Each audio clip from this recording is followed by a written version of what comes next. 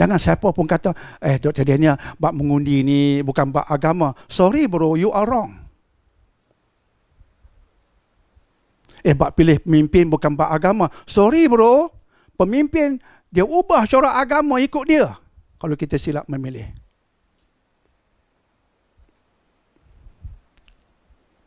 Semuanya ada berkaitan dengan agama.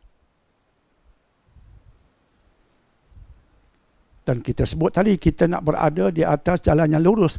Skrip hidup kita bagi betul.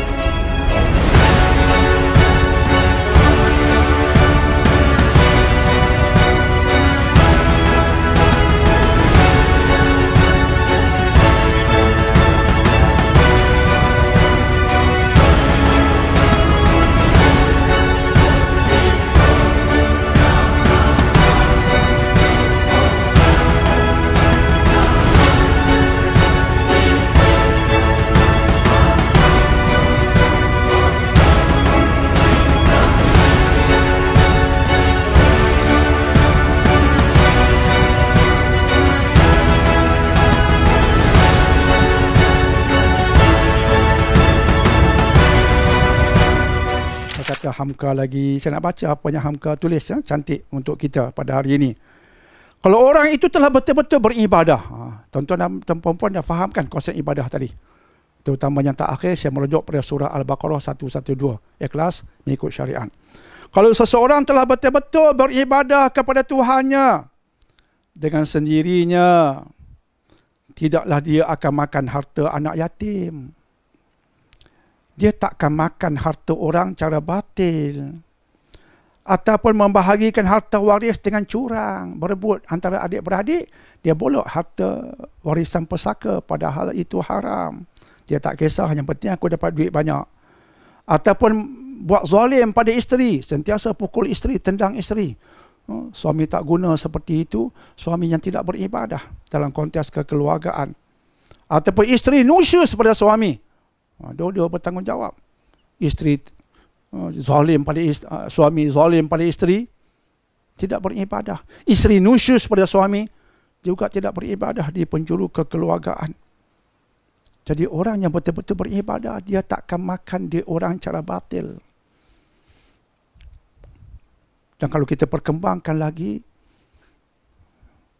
dia tidak akan beri rasuah.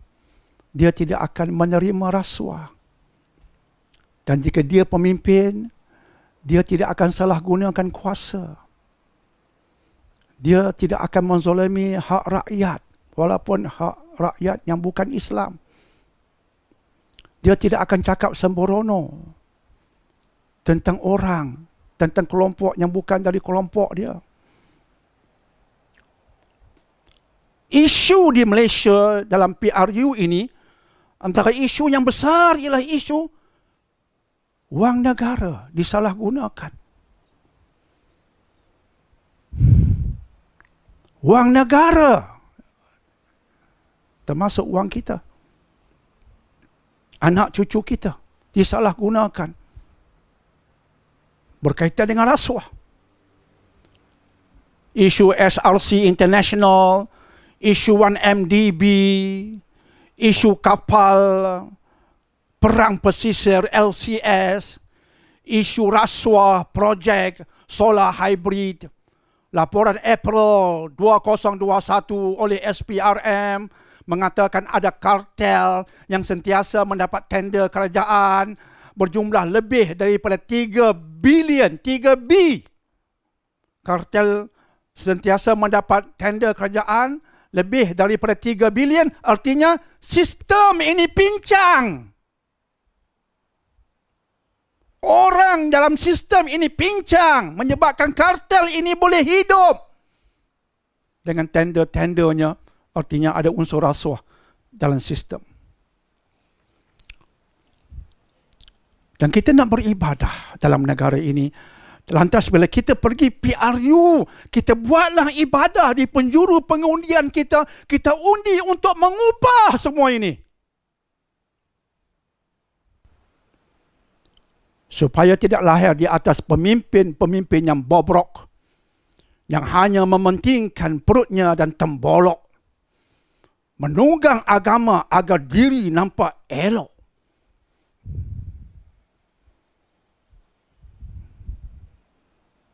Bercakap indah, mencari undi, kemudian hilang, entah mana dia menyorok. Ekor bergelumang dengan tahi, tapi berderai-derai dia berkokok. Sepatutnya dia takut dengan amanah kepimpinan, tetapi mereka berebut dan nampaknya seronok. Kita tidak mau lagi pemimpin yang bobrok. Orang-orang politik, sudah berapa pilihan raya, puluhan tahun kita hidup di Malaysia. Menabur janji. Malaysia tidak juga makmur. Harga barang makin naik.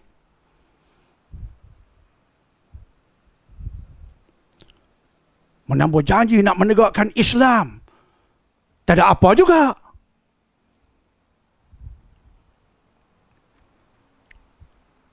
Isu perkauman. Kita bercakap tentang warga negara termasuknya non-Muslim. Dia hidup di bawah naungan perlembagaan Malaysia. Dia tunduk bawah perlembagaan. Dia bukan komunis.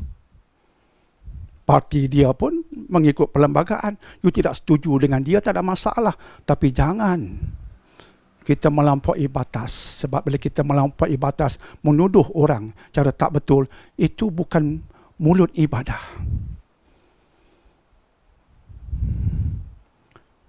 Maka Malaysia perlukan pemimpin yang berazam betul-betul untuk mengubah semua ini.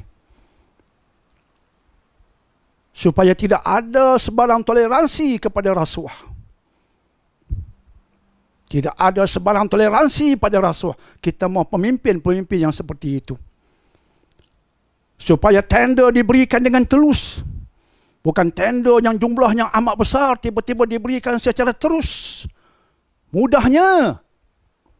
Tidak bertanggungjawab. Tak berurus yang baik.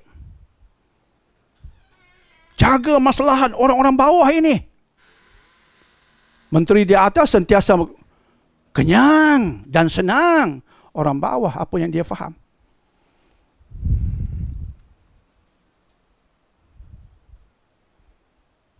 Yang berazam untuk betulkan, untuk bantu. Bukan kerja mudah, kita tahu. Tapi dia berazam untuk betulkan rakyat. Elokkan rakyat, makmurkan negara. Kita mau PM yang macam itu. Azam dia tinggi. Supaya kebobrokan yang ada di Malaysia ini, sebab Malaysia sedang sakit ini, kebobrokannya hancur, sakitnya hilang. Maka bila kita pergi mengundi, kita mengundi untuk hilang derita sakit Malaysia. Dengan rasuahnya, salah takbir urusnya, tidak telusnya, tidak bersihnya, kartel, tender, wujud.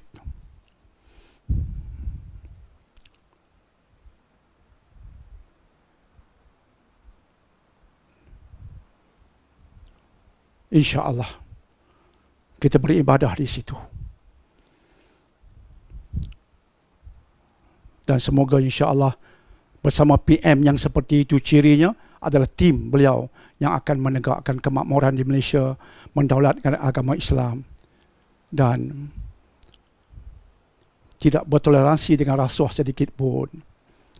InsyaAllah. InsyaAllah. Dan anda yang di atas yang berucap, kempen, beribadahlah di penjuru anda, terutama jika anda orang Islam.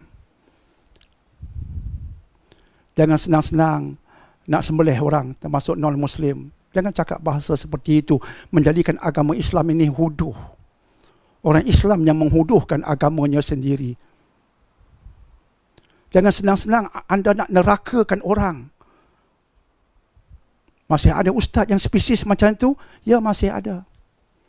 Anda menghuduhkan agama. Anda bercakap tentang benda ghaib, padahal anda tak layak bercakap tentang benda ghaib. Kita tak layak bercakap dengan benda ghaib.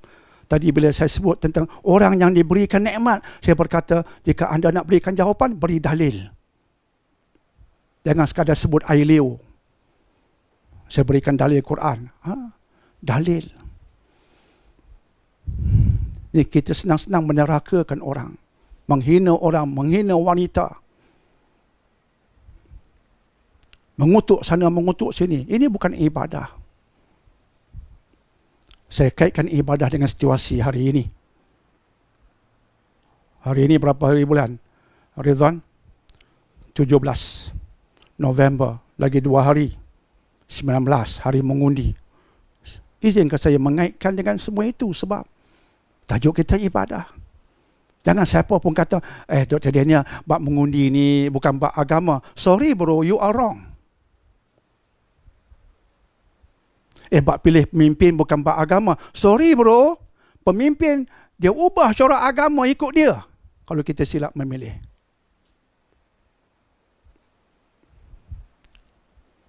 Semuanya ada berkaitan dengan agama. Dan kita sebut tadi, kita nak berada di atas jalan yang lurus. Skrip hidup kita bagi betul. Bukan sekadar semayang punya jaga. Allahu Akbar punya jaga. Sebutannya bagi betul. Bismillahirrahmanirrahim. Terketa-keta punya jaga. Dalam hidup skrip tak jaga.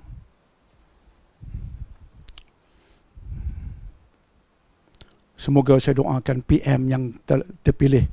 PM yang menjaga ibadah. Mengangkat ibadah, mengangkat agama, itu agama. Dan memakmurkan negara, itu kehendak agama.